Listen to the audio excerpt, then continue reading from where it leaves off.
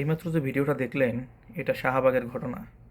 Mic দিয়ে ঘোষণা দিয়ে সমকামীদেরকে তাড়িয়ে দেয়া হচ্ছে। এখানে অনেকেই বলছেন তাদের অধিকার হরণ করা হচ্ছে।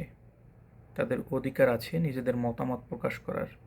হ্যাঁ, অধিকার আছে, কিন্তু সেটা যখন আপনার পরিবারে হানা দেয়, তখন সেই পাপ, সেই ভুল আপনি মেনে নিতে পারেন না। আল্লাহ তাআলা কোরআনে বর্ণিত করেছেন লূত আলাইহিসসালামের জাতির কথা। সেখানে যখন এই সমকামিতাকে তারা বৈধ হিসেবে গ্রহণ করেছিল, সবাই মেনে নিয়েছিল, তখন আল্লাহ তাআলা বারবার সতর্ক করার পরে তাদেরকে জাতিসহ একসাথে ধ্বংস করে দেয়, বিনাশ করে দেয়। তখন শুধুমাত্র যারা পাপ করে তারা নয়, যারা পাপ করেনি তারাও ধ্বংস হয়েছিল।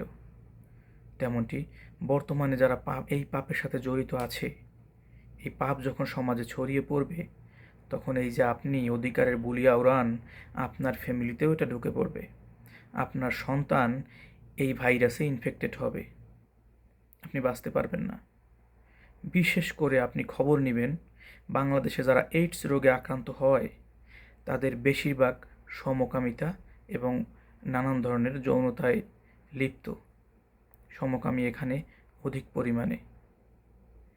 তাই এই ধরনের ভাইরাস এবং সামাজিক অবক্ষয় থেকে বাঁচতে হলে এখনই ওদেরকে প্রতিহত করতে হবে, রাষ্ট্রীয়ভাবে আইন করতে হবে যাতে এটা আমাদের দেশে চর্চা করা না যায়। আর একটা কথা, যে পশ্চিমা বিশ্ব এই ভাইরাস ছড়িয়ে দিচ্ছে আমাদের দেশে, তারা শুধু আমাদের দেশে নয়, প্রত্যেকটি মুসলিম রাষ্ট্রে এগুলো ইনজেক্ট করার চেষ্টা করছে। আমি আছি এখন সৌদি আরবে, এখানেও এটার চর্চা বহুত হচ্ছে।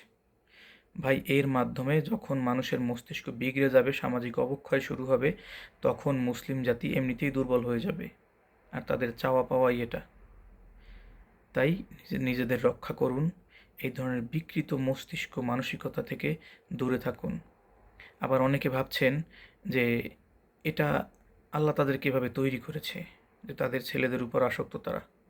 আল্লাহ তৈরি করেছে, কিন্তু এটা একটা রোগ। যখন একটা সন্তান একটা আঘাত পায়, চোখে সমস্যা হয়, মুখে সমস্যা হয়, তখন কি আপনারা ডাক্তারের কাছে যান না? এটাও একটা রোগ, এটা নিরাময় আছে, এটা নিয়ে ডাক্তারের কাছে যেতে হবে।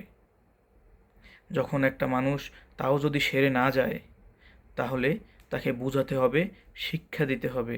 আর অবশেষে কি করতে হয় সেটা আপনারা ভালো করেই জানেন। যখন কেউ পাগল হয়ে যায়, তাকে রাস্তায় ছেড়ে রাখেন? যদি তার বাপ মা ভালো হয়, তারা চিকিৎসা দেওয়ার চেষ্টা করে, তাকে শেষ পর্যন্ত না পারলে পাগলা গারদে দিয়ে আসে। আর যারা বাইরে চলে যায়, উচ্ছনে যায়, সেটার বিষয় ভিন্ন। তারা রাস্তায় ঘুরে বেড়ায় পাগলের মতো, কিন্তু স্বাভাবিকভাবে চলাফেরা করবে এবং অন্যদেরকেও এই পথে আকৃষ্ট করবে, আকর্ষিত করবে, এটা চলতে দেওয়া যায় না। তাই যারা আজকে প্রতিহত করেছেন তাদেরকে ধন্যবাদ। এই প্রতিহত জারি থাকুক।